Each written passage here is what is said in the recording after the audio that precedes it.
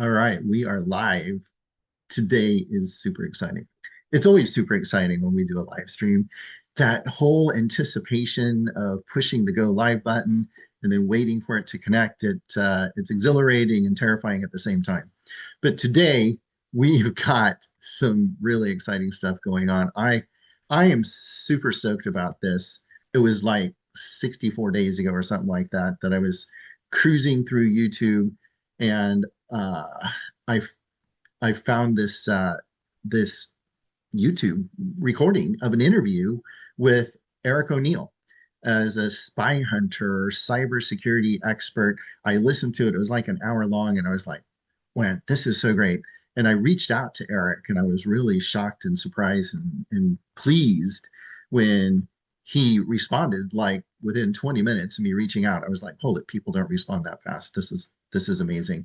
And he agreed to go ahead and do this interview today. So I'm really excited to bring Eric O'Neill on. And Eric, he had a movie made about him, which is one of the really cool things. How many people do you know that they made a movie about him? Eric is like the only guy that I've ever met that, no, I met the guy that, did you ever see the Scorpion TV series?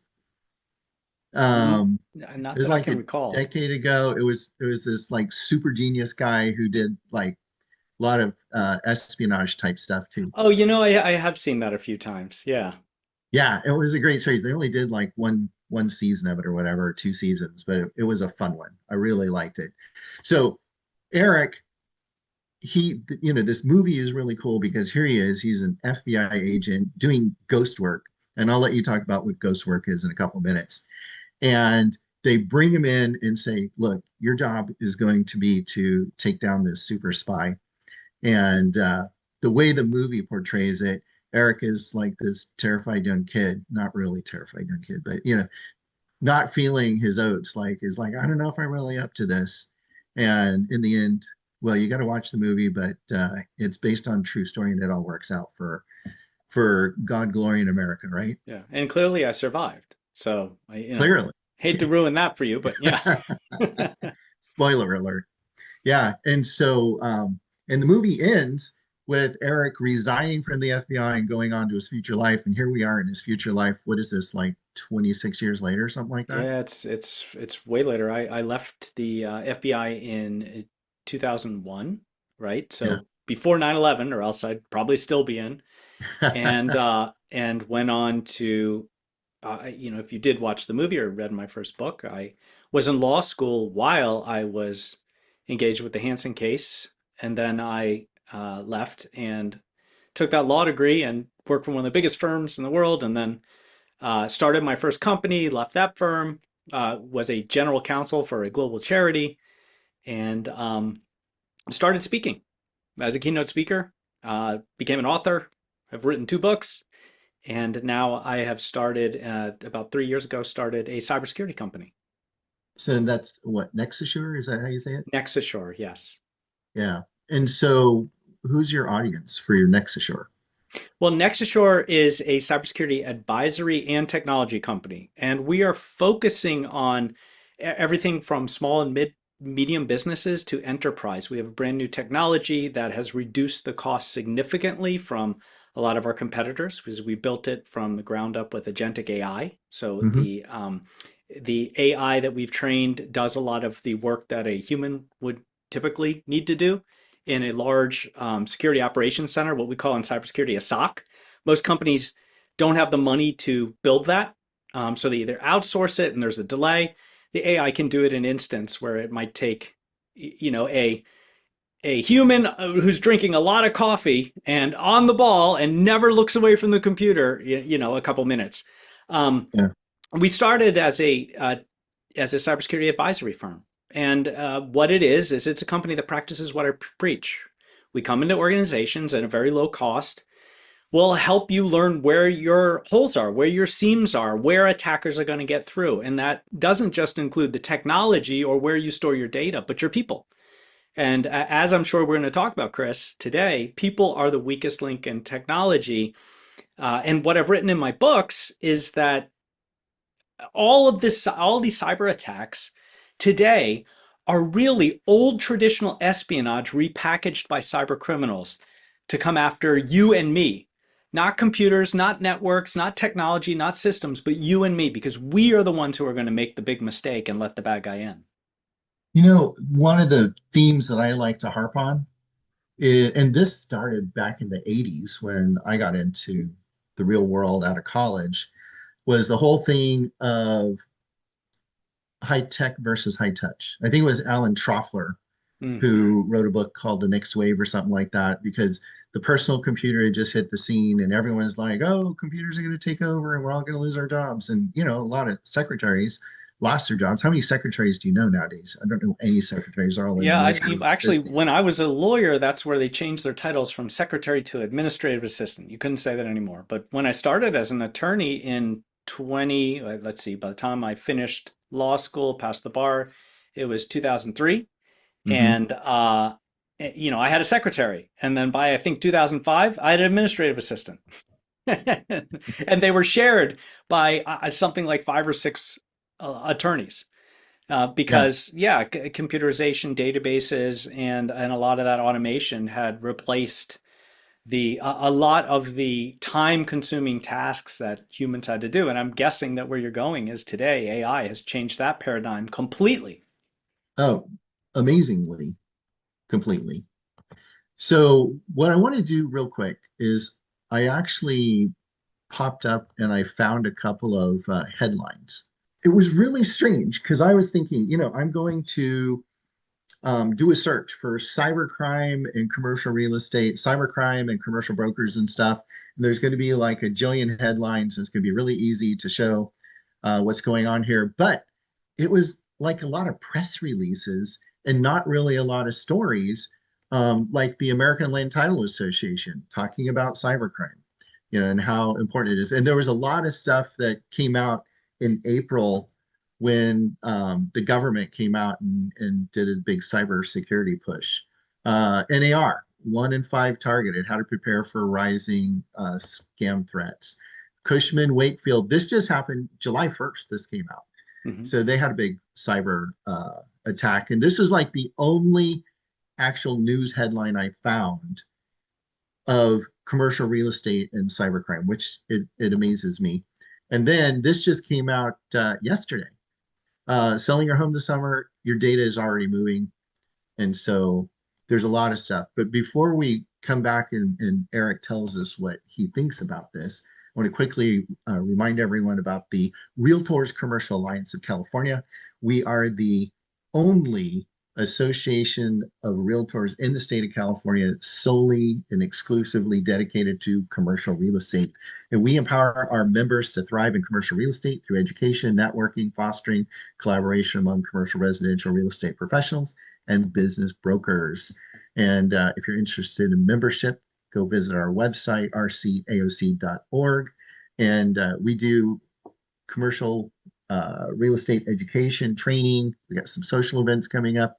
We have a member hotline, and we would be excited to have you check us out. And of course, deferredtax.com is the sponsor of the Realtors Commercial Alliance. All right. So, Eric, you see all this stuff, and I'm thinking when people get hacked or they're victims of cybercrime, they don't want to talk about it, so it doesn't make the news. Is that the Right. right thinking, or is there That's more to it? exactly, there are two reasons. One, there's a fatigue. There are so many cyber attacks any given second of any given day that it's hard to get on CNN or Fox to talk about them, right? Now I'll get on to talk about I'm on there all the time. If a spy is caught, if a terrorist takes a shot at someone, if something blows up, if we need to talk about Iran, if a celebrity is kidnapped. But if it's a large scale cyber attack, unless it impacts critical infrastructure, it's not something that the media really cares about. The other side of it is, yeah, unless an organization has to say that, because of some regulatory reason that there was a cyber attack, and that usually means that there's some data disclosure or loss that they have to make to victims or potential victims, then they don't want to talk about it because it's embarrassing. It hurts their reputation. It might hurt their bottom line. It might make investment difficult. So if you just take the statistics and you want the real cybercrime statistics, you've got to multiply them by about 10 because so much of it goes unreported. And right now, the cost of cybercrime is extraordinary. There are different analyses of just how much cybercrime is flowing through the dark web right now. But the good estimates are somewhere between 12 and 14 trillion dollars a year. That's a Mhm. lot of our money going to feed cyber criminals and these sophisticated gangs that are launching these attacks that really model the best in the business, spies. Well, what this is one of the things that really amazed me the first time I heard you is you were talking about if cybercrime were a national economy, that it Hmm. would be like the fifth largest gross domestic product in the whole world. Actually, the third. That would be the third largest economy on earth. It would go the United States and then China. And I think it actually would have been California, but if you're looking at countries, right, it would have been Yeah. Germany and then Japan. But it's actually cybercrime has risen to the level that it has eclipsed Germany and Japan. In fact, it's more expensive than Germany and Japan's GDP put together. And I think that if it's not arrested, which we don't seem to be able to do, then within the next 5 years or so, it might rival China and be nipping at their heels and trying to move into the second slot. It's like when I think about the money that I personally spent, and it's like I don't see myself spending money on cybercrime, but I do see myself spending money on insurance and housing and my business activities and everything else. And it's like to think that as part of the world economy that's so huge. And it's like, where's all that money going? And where are the people flying their private jets around because they're cyber criminals? Yeah, well, cyber criminals are making a lot of money. One, there's a lot of them. Two, the dark web, is very deep. It's part of the internet. It exists everywhere that the internet exists. Some of it is going to foreign countries. One of the largest cybercrime foreign intelligence services on earth comes out of North Korea. It's how Hmm. they fund what they do. They steal. They're like robber barons. China engages in it. Russia engages in it. There are plenty of cyber criminals here in the U.S., so we're not insulated from it. They're just easier to catch because we can round them up when we find out where they are. But they Right. like to be in countries that don't have extradition. Many different companies are sort of on the shady side of it, right? Like you have data brokers who hoover up a lot of information, and much of it they're doing legally, and I am certain that a lot of it they're not doing quite legally or quasi legally. That's happening as well. And it all comes out of our pocket. There are very few people who are not victims in some way, shape, or form of some kind of cyber crime. Whether your email or your social media was hacked, whether you were tricked into sending a wire somewhere that you didn't want to, whether you're the victim of, God forbid, a ransomware attack or a pig butchering attack or romance fraud. There are just so many different ways that criminals can exploit our trust, to Hmm. exploit us, to get us to believe that a lie is true. So you believe that this person that you've just met online and you've been talking to for months is your soulmate. And then they have an accident and they're in the hospital and they desperately need help. And you want to help them because, you just had plans to go see each other and now suddenly they're in the hospital and, I'm going to send $10,000 and it's gone, right? Yeah. Yeah. Or you meet this wonderful person on a dating app and you're talking back and forth and you're once again making plans to meet. And then she says, hey, what I do is investment. And let me just show you how incredible our investment portfolio is. And when you look at it, you're looking at this very professional website, and you're looking at how they're getting like 300% returns. You're like, how is this possible? And they're like, we're different. We invest in cryptocurrency. Everybody's making money in crypto. So you send them, 10,000, and you see your 10,000 become 30,000, and then you send them another 10,000, then 100,000. Then you're zeroing out your IRA and sending it all to them. And then once they have everything, they disappear. The website was fake. The person was fake. It was all fake using AI and avatars and sometimes criminals that are playing the role in what's called a very deep confidence scheme. And you've just been a victim of pig butchering. They fattened you up until they had all the meat and then they butchered you. So these things can be not only nefarious, but they can be incredibly painful because they're not just stealing from you, they're exploiting your trust. And you can feel like someone that you cared about stole all this for you, which can also have psychological ramifications downstream. Yeah. Well, the whole psychology is, I think, the real basis of this. It's not the technology, like you were saying before. It's like with spies. I love spy movies. I watched spy movies for 60 years, and it's like, um, it's the psychology behind it. You're like, oh, so they're doing this and this is going to lead to that. And oh, Right. no, stop, wake up. They're going after your psyche. And, but just recently, I saw two things that were interesting. One was it was an HR person, I believe, who had lost their job and they got a job doing HR stuff through LinkedIn. And somehow or another, they lost their entire life savings because Huh. they had to put some of their own money in as an independent contractor, and then they needed to do something else. And then the next thing you know, they're on the news saying, I lost my life savings Yeah. because of this fraud on LinkedIn. And I think a lot of people don't realize. I mean, we all get just yesterday, I got one of the Facebook, hey, here's your verification code for Facebook. And I was like, no, that's spam. Right, I'm not right, right. falling for that. And I think a lot of us don't fall for the obvious things, but it's the less obvious things that rope us in, right? Well, what a good cyber criminal is going to do is learn about you. They perform, and here's your spy term, reconnaissance. They learn Mm-hmm. about you. And what makes it so easy for them is we put our lives all over social media. They know our likes and our dislikes and our wants and our desires and who we like politically and who we hate politically. And they find ways to get into our heart, right? Whether it's a friendship, whether it's a business associate, whether it's an offer for something that just seems amazing. And they are exploiting a psychology called confirmation bias. Mm-hmm. If you see something that you really want to be true, you will find a way to fool yourself, to confirm the bias that this is true, right? Even though your better angel sitting on your shoulder is saying, it's too good to be true. There's no way this amazing woman who just saddled up next to me at the bar really likes me. Okay. I'm not that attractive. Or there's no way that this investment scheme can make this much money. That just doesn't happen in real life. I didn't just win the lottery. Like, these things, but they're able to fool individuals because they've learned enough about you to find that thing that you really want to be true and then exploit it. And the way that they get the money out of you is they create this urgency. If you don't do this now, it's going to be gone. If you don't do this now, I'm going to be gone. If you don't do this now, then the opportunity will pass you by and I know you want it.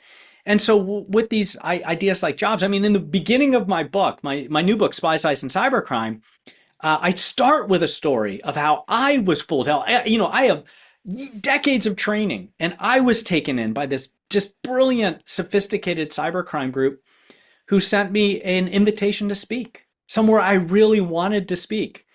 For my full speaker's fee and a first class ticket, flying internationally. And, it wasn't outside of the range of truth because I Yeah. do these all the time. But it was too fast and it was like right around the corner. And that little, what I call your cop instinct, that feeling in your stomach like something's not right, it was firing off. But on the other side, my wish to go speak in this place, right? Cape Town, South Africa. I've never been. And fly first class and all that, and in this huge mega church is what it was going to be. It's a great story. If you read the book, I start the I think second chapter with that story. Um, Yeah. I just ignored my better instincts because I Mm-hmm. wanted it to be true. And what they do is they get you. The first thing they got me to do was buy my first class ticket. Like, we'll reimburse you, buy the ticket. And we had signed a contract at that point. I'd written the keynote. We'd gone back and forth. I've talked to multiple people on the phone, and I bought the ticket. And then once you buy a $10,000 ticket, you really want it to be true because not only are you going to look like a fool, you're out $10,000. Right. So then it was like, we need this fee and we need that fee and you need to pay a repatriation fee and you need to pay for the visa and you need to pay for the work permit. And that's how they get you. Now, at the end of the day, before I paid any of those fees, I called the consulate and I asked, are these fees necessary? And they were like, we've never heard of them before. And I knew, Yeah. okay, it's a scam. So I did my investigation. I did my work, and it turns out that uh, hundreds of speakers have been hit by this gang, and Wow. just for tens of thousands of dollars. And Well, some of them that's actually show up at this church. I called the church, and it's a mega church. It seats like 10,000 people. I called and I was like, hey, did you know about this? And like, oh, we know about it. People show up here all the time thinking that they're speaking, and we feel terrible for them. And I called United, and I got I told them the whole story, and they canceled the ticket. No harm, no foul. So I'm with them forever. But the fact of the matter is that I put it in the front of my book, not just to embarrass myself, but to say if it can happen to me, it can happen to you. It can happen to anyone, yeah, because they're very good at understanding what drives us, what we want, what we desire, what's important to us, and then handing that to us, making that perception that we're about to get it. Of course, we're never going to get it. They're just going to get our money. yeah. Well, and the funny thing is, it's like they're so much subtler now than they used to be. Remember the Nigerian prince emails? Right. Yes. You Well, know, those Nigerian prince emails, which for your audience who's never seen one, who hasn't, you probably have all come across it. It's a variation of this. Um, I need to get out of Nigeria. I can't get my money out of the country. I know you. You're a great person. I would like you to hold on to my money, and when I get over to you, you give it back to me, and I will give you 10%, and it's like $5 million, right? yeah, yeah, And then they say, and then if you go back and forth with them, they'll say, open a bank account, and what you need to do is send a wire, of whatever amount of money they're trying to get out of you here to verify, and then I can move everything over to you, right? yeah. And people do it. It could be $100, it could be $1,000, it could be a $10,000. Depends on the sophistication of the scammers. Well, I was a executive in the Silicon Valley, and one of my staff said, "Hey, Chris, I need some time off for personal time." I'm like, "Okay, that's fine. How long you be gone?" It should be about a week." Okay. And I get a phone call from them, and they're calling me from Africa. And I'm like, "What are you doing in Africa?" "Well, we're helping this person." I was like, "Oh, who are you helping?" And they explained the story. And I'm like, "Okay, this is a scam that's been around for years, and you need to extricate yourself from this. This is not real." "Oh, no, no, no, this is real. And my friend is over here with me, and we're getting ready to meet with people." And I'm like, "No, you don't understand. This isn't real." And Right. so we had a couple of phone calls from Africa, and finally they realized this isn't real. "Can you loan us some money so we can fly home, because we were Uh, counting on the money we were getting to get our tickets to come home."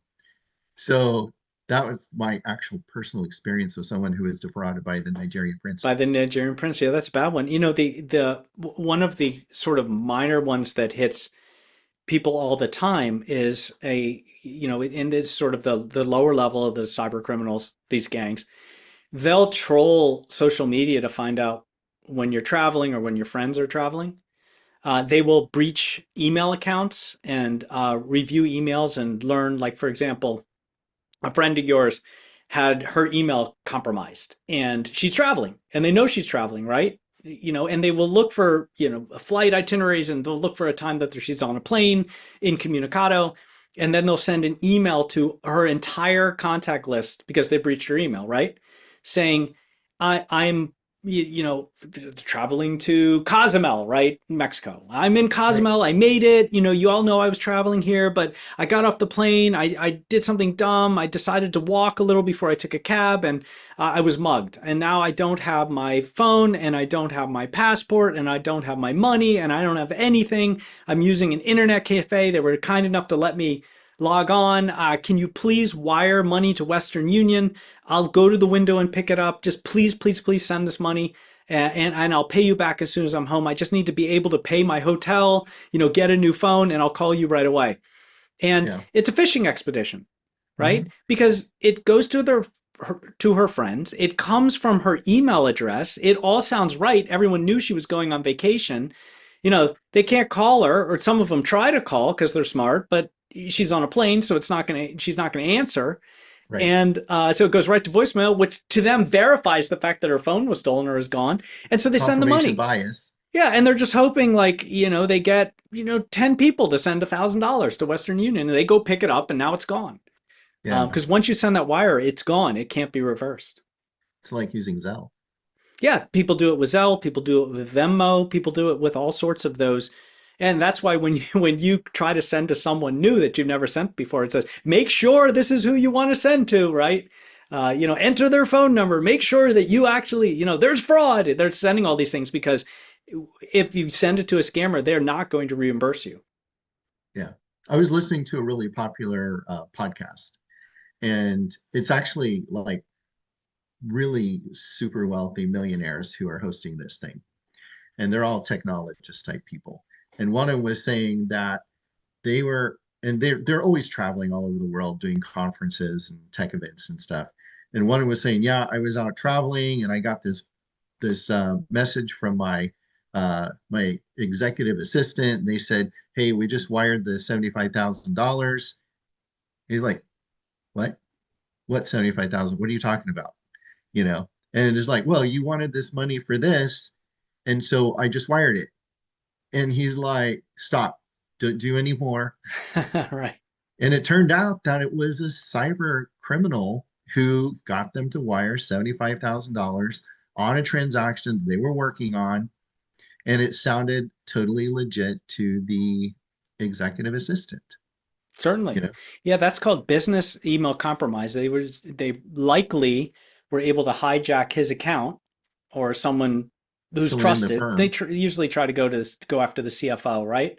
Yeah. But the CEO is just as good, and then they send it to people who have the authority to wire, and now they just go through LinkedIn and find all the people who work in finance and they send the emails and it will have urgency. Like this deal is going to close. I need this wire sent right away. Get the wire sent. And then, after the wire sent, confirm that the wire's been sent, then send me the confirmation so I know that the deal will close. And, they put all of this pressure and people do it. There's Yeah. a newer iteration because we mentioned AI earlier Right. where now because we train right we train for business email compromise the way you defeat that as an organization is when you receive that email, which you will never receive, but if you do receive the email you call right away, and if you can't call and verify on the phone you don't send the wire. But that wire is not, there will be a process and it's going to go through 3 approvals and then it's going to come to you and then you know to send it, but it will never come directly from an executive, right? So what the attackers have done is, here's another good one of the biggest architecture firms in the world, and a guy who works in Hong Kong, which is one of the financial hubs, the biggest financial hubs on earth, is hanging out, and he gets an email, and the email comes from the chief financial officer who, is like his boss's boss's boss in the UK because it's a UK based company. And the email is very clever. It doesn't say send the wire. What it says is join me on a conference call, on Hmm. a video conference. And so he jumps on like Zoom or Teams or something like that, and he sees the CFO and he sees 2 people he recognizes in finance and then 2 people he doesn't recognize at all. And the CFO says, I'd like everyone to introduce themselves, just like I'm talking to you in my little box, right? Right. And everyone introduces themselves, and he finds out that the 2 people he doesn't recognize are partners with this new architectural project that needs to be funded quickly so they can get started. And he is going to be the one funding it. This is a confidential endeavor. Like, let's not talk about it. We're keeping this very secret. But I'm personally telling you, start sending the wires. And then the emails continue, and now they're directing him. And over 2 weeks, he sends 14 different wires for a total of $25 million Wow. until finally that cop instinct I told you about, that feeling in your stomach like something must be wrong, turns into an ulcer. He calls over to the CFO's office in the UK and says, "Do you still want me to send these wires?" They've never heard of him or the wires, and that's $25 million gone, just gone. Goes into these drop accounts. The cyber criminals steal identities Hmm. of, or they buy them right off the dark web of legitimate people. They open up bank accounts with them. So now this poor person whose identity is lost is the first person that law enforcement looks at as complicit in the crime. Right. If they just change the name to whatever business they want it to be, right? Because you can do Hmm. that on your account. You just change the name on the account, and then the money hits that, and then they pull it right out of that, convert it to cryptocurrency, and throw it through dark web tumblers, which is like money laundering, to evade law enforcement. And yeah, Yeah. it's gone. So there's a lot of word in the real estate industry about people stealing your title. Hmm. And let's go ahead and focus in on commercial real estate and stuff for a little bit here. I mean, after all, we are a commercial real estate podcast, right? Right, And right, right on. so, I mean, what was it, like 2, 3 years ago? We started getting all these title companies saying, lock your title down, and all these celebrities and stuff saying, oh, I use title lock. And, how real is title theft like that? Yeah, title And a theft. lot of it wasn't necessarily stealing, changing the title on the property, but encumbering it in some way. Right, encumbering in some way, or sometimes even just changing it to their name. So, you can in certain jurisdictions you can reach out and get a title.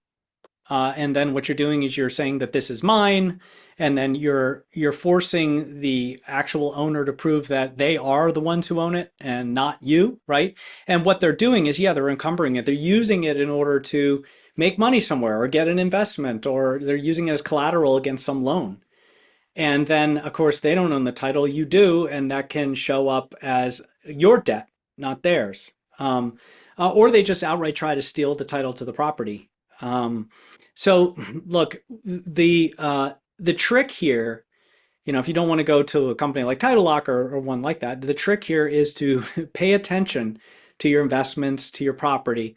And, one of the ways of doing that is, I tell everybody to go get identity theft monitoring, Mhm. right? I think that that is something that's become required now. Kind of like in the old days, you wouldn't, we used to just have computers, and then suddenly you couldn't turn one on without having a good virus scanner, right? You were, like swimming in razor blades naked if you didn't have that. Right. Now, there is so much identity theft that it's important to have that early warning system that someone has your credit card, that someone, is opening a mortgage in your name, that someone is trying to steal your title, or someone is trying to use your phone number or social security number, so you can take quick action. Because what happens is the delay from the theft, if you don't know about it for 3 months, then a lot of damage has happened that you have to go get a bunch of attorneys and unravel. In Mhm. commercial real estate, that isn't the biggest concern for me. It's more of what we were talking about earlier on a much larger scale. And I mean, wire fraud is what you really have to worry about. And, Yeah. And we've we were, had to have a wire fraud notice on our emails now for 10 years, yeah, but it still absolutely. happens. It's like every once in a while you go to a meeting, it's like someone sheepishly raises their hand. It's like, yeah, my client, they lost 75 grand or 100 grand or whatever it was to a wire fraud. Yeah. In the commercial real estate industry, wire fraud is really what that. Look, all criminals want to do is make money. If Mhm. you're the chief information security officer for a company, the CISO, or the security director, is, you make your salary every day, right? If you're a cyber criminal, you only make money if you get paid. So all they want to do is breach you and compromise you and get paid. And so in commercial real estate, it's a big target, and it's not targeted because it's bad at cybersecurity. It's being targeted because millions of dollars are moved, and they're moved based on relationships and trust, right? It's not like the old days where there would be this big commercial real estate transaction and everybody would fly to New York and sit in a conference room, and all the lawyers would be there and everybody would push paper around until everybody signed, and then, they crack a bottle of champagne. Today, it all kind of happens virtually. A lot of it is over email. And all these transactions involve, we were talking about this a little earlier, multiple parties, large wire transfers. What else? Usually tight deadlines, right? Everybody's scrambling, gets stuff done at the last minute. But there's extensive email communication, and criminals love email. They absolutely love it. And they know this, and they increasingly are trying to exploit humans, the human side of the business, rather than trying to hack sophisticated computer systems. It's why I say there are no hackers, there are only spies. It's really Right. all espionage. So the biggest technology for your industry isn't technology, it's people. And what they're doing is they're launching these attacks that fool people into just sending those wires to the wrong place. And here's an example. You might have a huge transaction.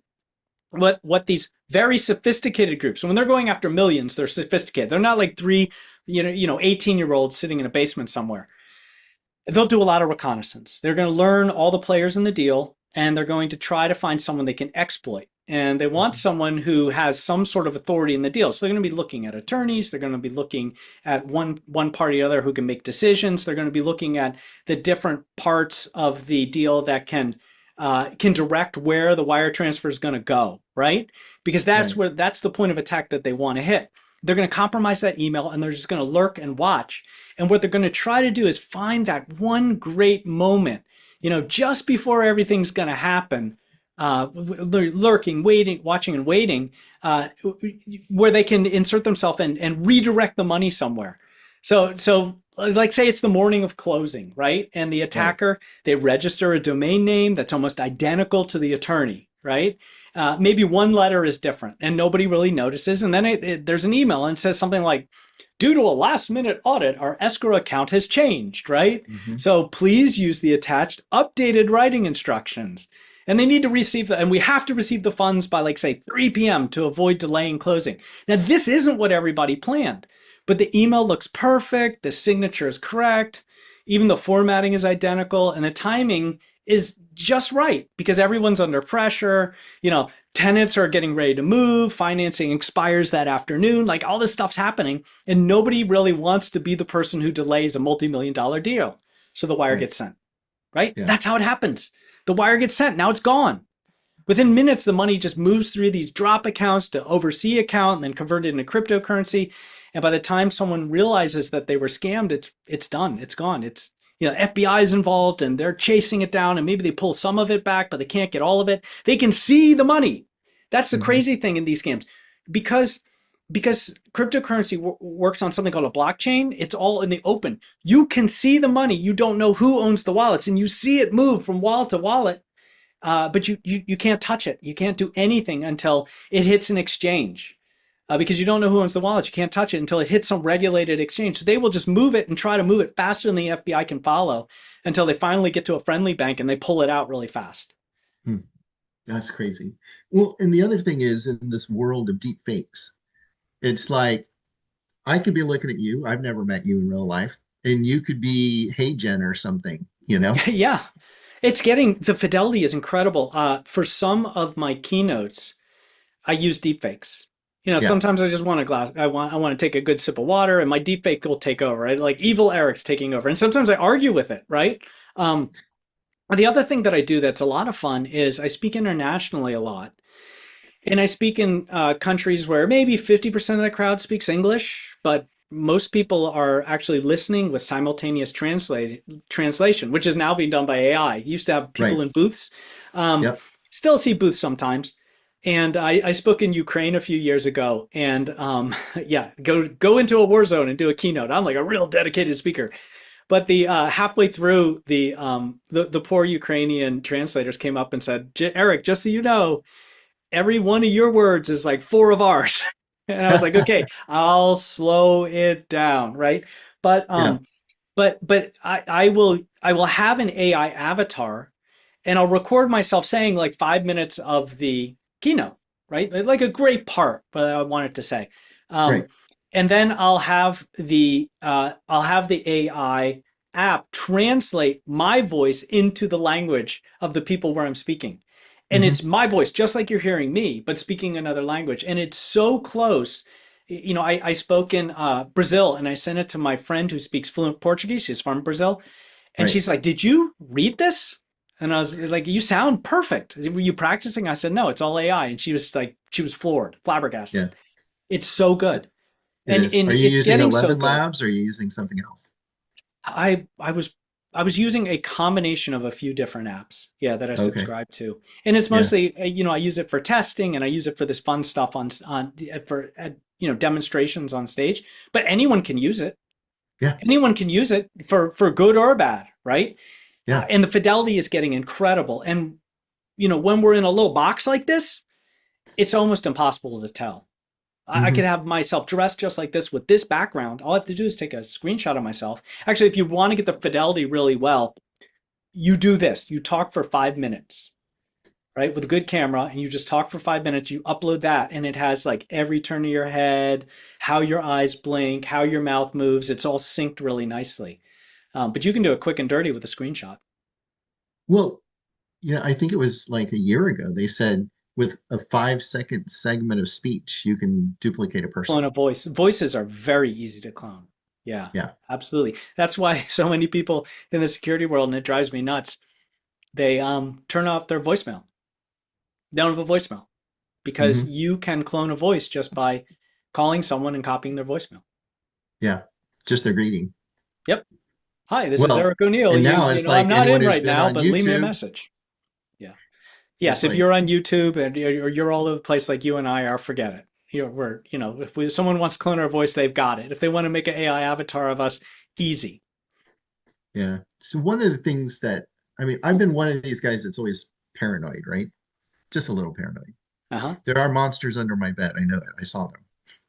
And there's one in the Paranoia closet. is good, but paranoia is not good. Suspicion is good. Yeah. Paranoia is a little too far. Paranoia means like everybody's out to get you. Suspicion is, you're watching the corners, you're checking your six, like you're looking for the threat.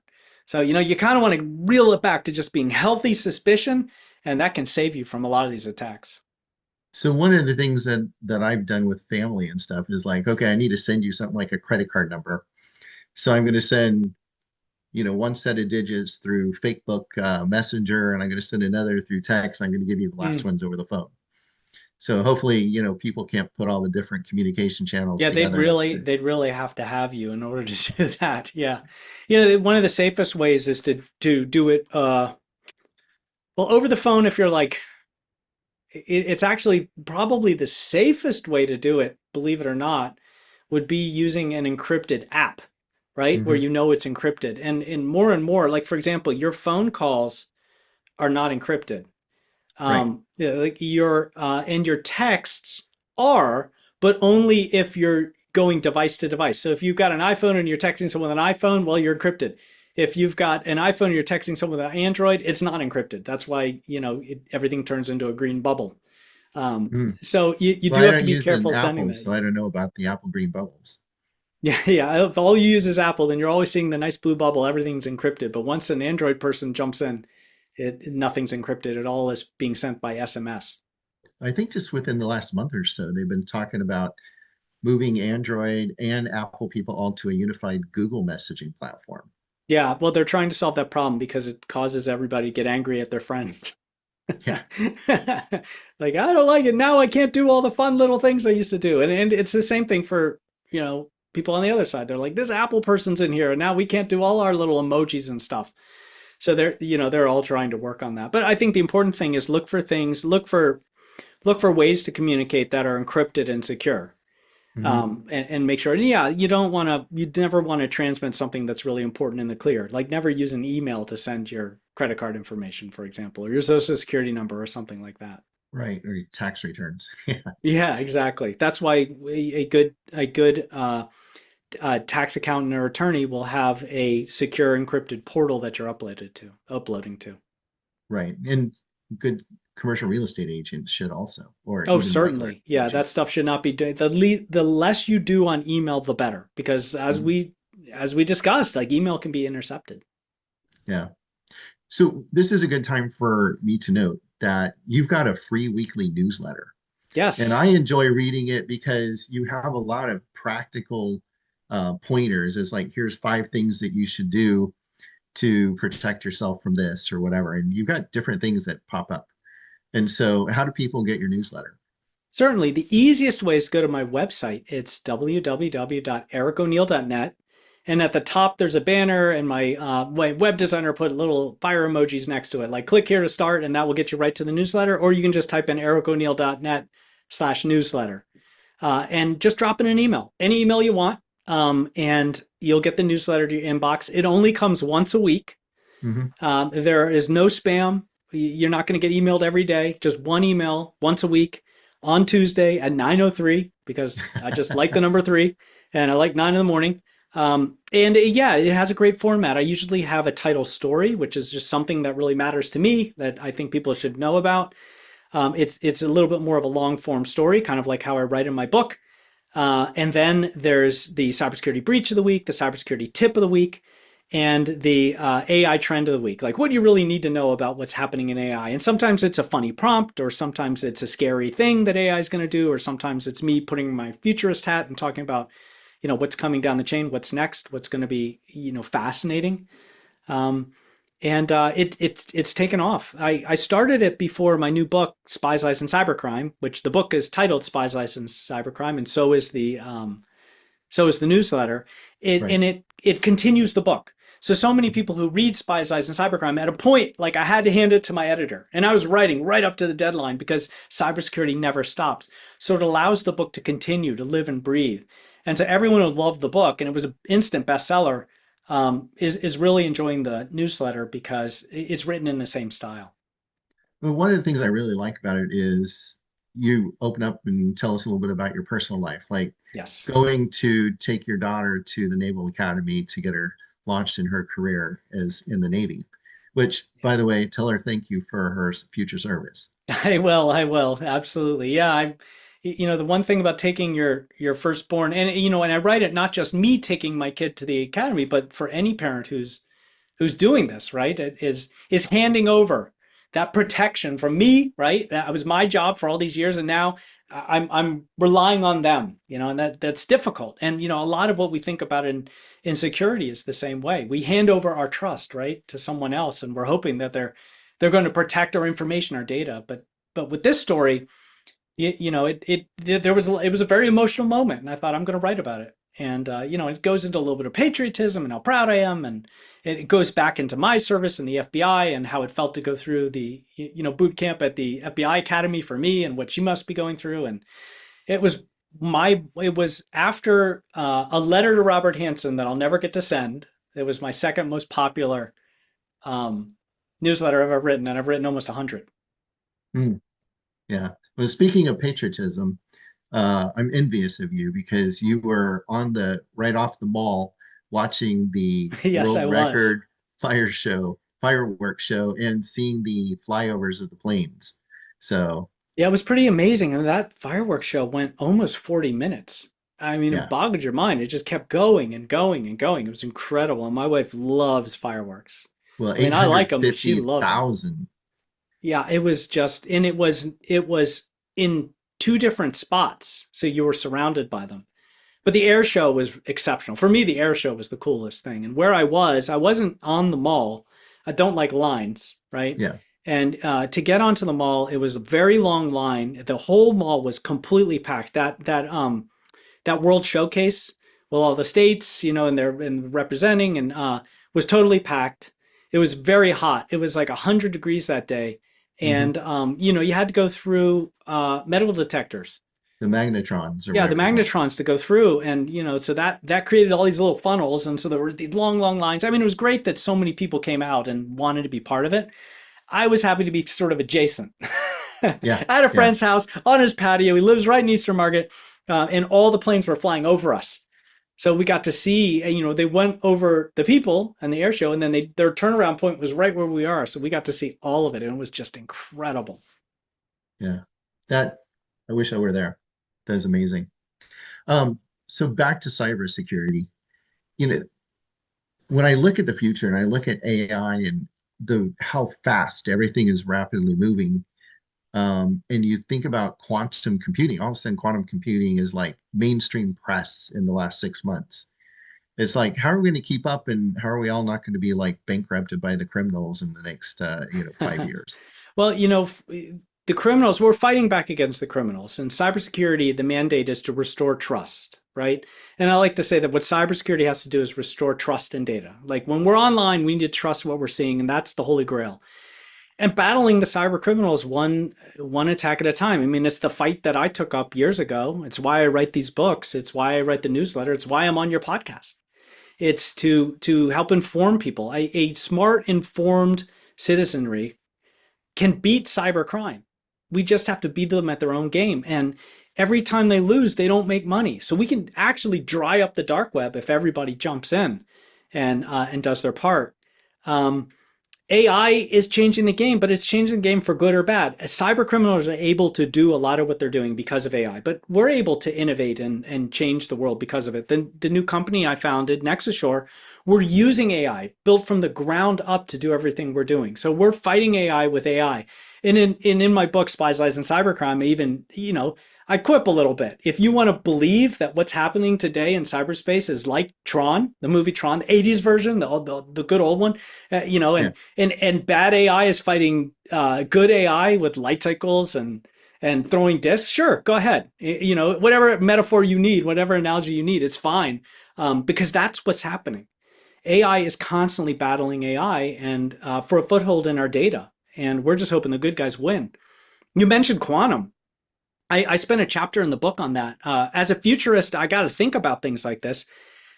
The problem is we just can't conceive right now what a quantum computer to scale, what they call Q-Day, is going to be like, how it's going to change us. Because once you take a quantum computer that can think in every direction at once, what a quantum computer will be able to do is analyze every possible outcome, and then instantly decide on the best path forward, right? What a normal computer does is it does, it's ones and zeros. It thinks very binary, if then, right? And it goes if then, if then, if then. It thinks each direction and goes down the rabbit hole and this won't work. And then the next direction, this won't work. That's time consuming. Quantum computer will do that all in a moment, in a Mhm. nanosecond. And you attach that to AI, I mean, just think of the problems it can solve. Once again, for good or bad. Right, The right. huge problem with quantum that I highlight in the book is that it will smash all known encryption in a moment. Hmm. So all the encryption we have right now will be useless. So everyone's going to have to move to quantum encryption, which is going to put every cybersecurity professional's hair on fire, right? As we're working to help organizations do that. The other problem is most foreign intelligence service, and China being the most ruthless one, has attacked industry and economics and government and business and everyone for years, and has stolen just terabytes and terabytes of information that they can't see. It's all encrypted. And it's called steal now, decrypt later Right. attacks. And they're just Yeah. sitting on it because they knew, because Waiting they for the yeah, they think very decryption. long term. Once the Yeah. quantum's online, they can just see it all, right? And Yeah. that's a lot of innovation they've stolen that they're going to have in their hands. So that's a little scary. So we're rushing to beat them. Hmm. And if you want to use a horse race metaphor, well, there's two horses and they're neck and neck, and right now we've got them by a nose. Um, so we're hoping to win this new quantum war. Yeah. It's crazy thinking about it. So the human is really the weakest link in the entire equation, right? Certainly, the human is definitely the weakest link. That is the point of attack. The main thrust of my new book is how cyber criminals today are modeling traditional espionage to launch attacks that fool you and me, Hmm. to trick us into just opening the door, to And giving them insight, to letting them into our data, into our networks. so give us some ideas or examples in the book of how you prepare us to confront this enemy that a lot of people aren't even aware of. Yeah, definitely. So in the book is kind of in two parts. The first part is uh, is a lot of storytelling and examples of how attackers are doing it. With the idea being, I try to teach my readers the concept of counterintelligence. My background as an FBI ghost is I was a counterintelligence specialist. My job was to counter the attacks of foreign intelligence services and terrorists here in the United States, to be very proactive, to hunt them before they did whatever they were going to do and defeat them before they launched their attack. That's Hmm. what we want to do. We want to be Right. out there being suspicious, looking, hunting what I say is hunt the threat before it hunts you. And so what I do is I go through all of the different ways that they're attacking us, right? And I call it it's an acronym I call DICED. So they're using deception, they're using infiltration, imposter attacks, confidence schemes, exploitation, and destruction. And what all those mean. The idea being that if you read it, and it's all thrilling stories, and there's a story that carries you through the whole thing. This company I was working with that was in the middle of a ransomware attack. So you get this sort of like spy thriller that carries you through, and then I step aside to explain all these things. You need to be able to see what deception looks like, what an imposter attack looks like, what a confidence scheme looks like. So you recognize it. And then the second half is, what do you do? So, okay, I Hmm. think this is an imposter attack. What do I do? And I created a methodology called PAID, because we all want to be paid, right? So Right. you prepare ahead of the attack. You're ready. You've done the steps and the work you need to do ahead of the attack, which means you've invested in cybersecurity. You're looking at your technology and your people and your processes. You're making sure that you're resilient, that if there was an attack, you can recover. You're doing all the major steps. The most important part of this methodology, right, is preparing ahead of time. I'm a Boy Scout. I'm an Eagle Scout, right? Always be prepared. You got to Right. live by that. So you prepare. And this is exactly what we did in the FBI. But that's not enough. You have to assess, constantly assess. There's no easy button for cybersecurity. There's no set and forget. You have to constantly assess your cybersecurity. Make sure that when you bring in a new partner, there's a new deal, there's a new employee that you're vetting, that you're making sure that you haven't created a hole that needs to be patched. So you're constantly assessing, your radar is up, and when it says, whoa, there's a problem, right? That cop instinct, it's too good to be true, somebody's trying to fool me, you stop and you investigate. You don't click the link, you don't send the wire. Like I said in my last newsletter, 10 minutes. Just Hmm. take 10 minutes when it's urgent, when it's crazy, when you're stressed. Take 10 minutes and breathe. Just breathe. And then look at it with fresh eyes. Because what they want to do is push you into these things. So a little bit of investigation can save you, just 10 minutes of investigation sometimes can save you millions of dollars and a deal that falls apart because you've just wired all the money somewhere, to the dark web, right? Yeah. And then, of course, you decide. Paid, prepare, assess, investigate, and decide. You have to decide to act. You can't sleep on this. You can't wait to examine your security, wait for a pressure situation to do it. You have to decide to act right now while things are chill before you're in the middle of a cyber attack. Well, and the thing that I think is really important that you point out multiple times is don't click the link, but type it yourself. Don't Google search for the login, but get it out of your database or whatever. Go directly and type in the link for Yeah. your bank or whatever, so that you don't get the imposter site that has one character off or whatever. Yeah, so easy things. I mean, they have to get you to go where they want you to go. Don't do it. So when you get a link in an email, I don't click links. I don't follow the links. I go and I look at the site directly myself, right? If I don't click on anything that comes to me unsolicited, right? I got to know that it's coming from someone. I always analyze the link and make sure it's the correct one. Everybody and their grandma is trying to get me because they want to just crow about it and say, I got him, right? The guy calls himself a spy hunter and, I compromised him. He just lost his fortune. Yeah, they would love that. Um, Yeah. here's a big thing. Turn on two-factor authentication. So many of these attacks happen because people are just relying on a password. Passwords are Mhm. useless. It always has to be a password plus something else. Otherwise, you're just not safe and secure. And you have to have a culture where the people at the top echelons, the boss and everybody down there and the executive team has to be okay with people questioning things. Calling them, interrupting them at lunch and saying, hey, did you ask me to send this wire? Did you send this email? Right? They have to be Yeah. okay with that. You have to create that culture where everybody's double checking. Everybody's doing their own two-factor authentication when they get something. And that can save from a lot of these attacks. And that's how they're really exploiting your industry, but a lot of other industries as well. Well, it's like if you're going to do the wire transfer, call and talk to someone who you know, Yeah, and you dial their number. Don't click the number that's in the email when exactly. maybe it Don't, has yeah, the call Hey them Gen voice directly. or the Eleven Labs voice, impersonating them. A lot of attacks now, they're called invoice attacks. And what they have in them is they'll send an email that looks like it comes from one of your trusted vendors with an invoice for something that looks like an event that you did because Hmm. they're doing reconnaissance. And it doesn't have a link. It doesn't have a payment link. It says, please pay. And if you don't recognize this, call this number. Hmm. And you call the number and you talk to a very polite, knowledgeable person who talks you into sending all your money.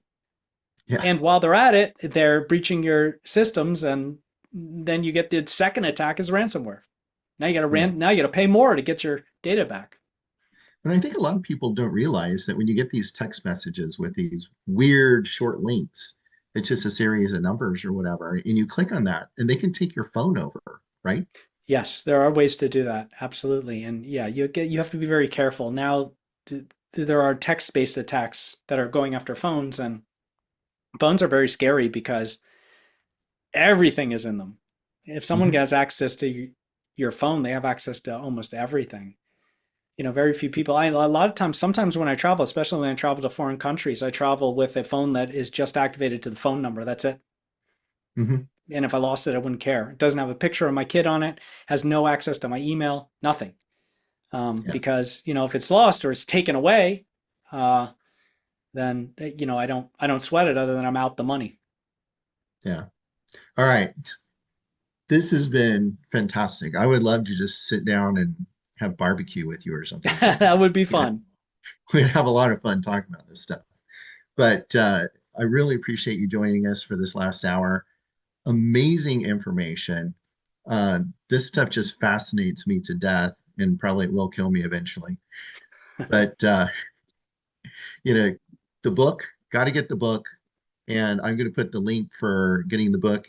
It's on what? It's the best place to get it, Amazon or Yeah, in your you letter, you you can get always it have links for getting a signed copy or just getting right, an right. unsigned. So it's anywhere books are sold. I think Amazon has the cheapest right now. If you like listening to audiobooks, I recorded it. So if you enjoyed my voice, you can listen to me read it. There you And go. on my website, on the book page, and it's easy to find, you can buy a signed copy. And it comes right from my local little bookstore. So you're supporting a local little bookstore, which makes you feel good while you get a copy of Spy's Eyes and Cybercrime, which will help save you from cyber attacks. Fantastic. Thank you very much, Eric. Do you have any closing comment that's just like one last thing to get in? Sure. I just want to end by saying that cybercrime and cyber espionage is scary. And a lot of people speak to this through a lens of fear. I don't. I speak to it through a lens of solutions. It's what Mhm. my writing is about. It's what my platform on stage is about. And the fact of the matter is that there are ways to protect yourself. They're not, and they're easy. They're not incredibly difficult. And you just have to be smart and think like a spy hunter, and you can help protect the world from cyber attacks. All right. Well, with that, thank you very much. And please like and subscribe. If you are interested in more content like this, in addition to what's on YouTube, please go to rcaoc.org, which is the Realtors Commercial Alliance of California website. Sign up for the newsletter that we have, and you'll be kept in the loop on upcoming events. Thank you very much. This has been Commercial Chris. I didn't even introduce myself at the beginning. How crazy is that? So, Commercial Chris, your favorite commercial realtor, and would love to work with you and all of your friends, whoever wants to buy, lease, or sell commercial real estate anywhere in the United States, we can hook you up. All right. Thanks, everyone. Have a great day. Goodbye.